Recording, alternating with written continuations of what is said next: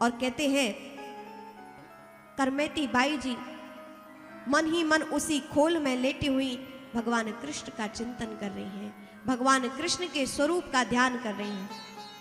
मोरा मुकुट पीतांबर धारी, मोरे मुकुट पीतांबर धारी, मोरा मुकुट पीतांबर धारी, मोरे मुकुट पीतांबर धारी, मोरा मुकुट मकराकृति कुंडल, मोरे मुकुट मकराकृति कुंडल, पीतांबर छवि न्यारी, पीतांबर छवि न्यारी, बलिहारी रे गिरधर मोरे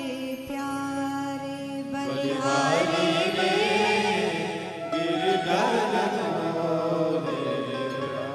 रे, बलिहारी रे गिरधर मोरे प्यारे, बलिहारी गिरधर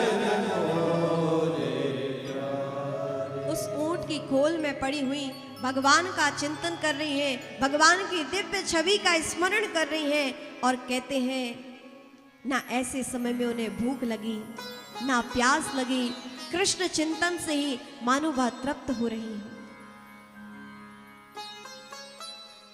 कृष्ण चिंतन में निरंतर, और जानते हैं आज 3 दिन बाद उस खोल से बाहर आई है।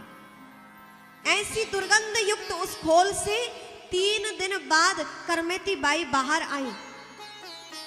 घुड़सवारों की खोज समाप्त हो चुकी थी, घुड़सवार अपने राजा के पास लौट गए। अब करमेती बाई सोचती हैं जंगल तो आ गई लेकिन जाऊं कहां, कहां निवास पाऊं, ऐसे भयावह जंगल में कहां मेरा निवास होगा। और सूरदास जी ने कहा है कि अपबल तपबल बाहुबल चौथो बल है दाम। अपबल मतलब अपना बल, आत्मबल, अपबल तपबल बाहुबल और चौथो बल है दाम। दाम मतलब धन।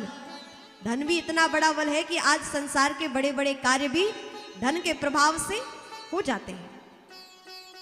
तो अपबल तपबल बाहुबल चौथो बल है दाम, और सूर कृपा सूर किशोर कृपाते सब बल हारे को हरि नाम। हारे को हरि नाम यानी सब बल कभी ना कभी किसी ना किसी बल का विराम होता ही है, लेकिन हारे हुए का सहारा तो केवल हरि नाम है, उसका बल तो केवल परमात्मा है। इसीलिए और सूर किशोर कृपाते सब बल, लेकिन हारे को हरि नाम। निराश्रय के आश्रित केवल और केवल परमात्मा है, उसका बल तो परमात्मा का बल है। और परमात्मा के बल पर बड़े बड़े भक्त अपने जीवन की नैया को पार ले जाते हैं। और कहते हैं भगवान ने कृपा की। भगवान तो अपने भक्त को जानते हैं ना, कौन किस कामना से आता है, कौन किस भाव से निकला है। और कहते हैं भगवान ने ऐसी कृपा की कि उसी मार्ग से कुछ संत मंडली जा रही थी जो कि वृंदावन जा रहे थे। भगवान कृष्ण ने भाव दिया करमेती तुम्हारा उद्धार तो वृंदावन की पवित्र भूमि पर होगा, जाओ करमेती तुम वृंदावन पहुंचो।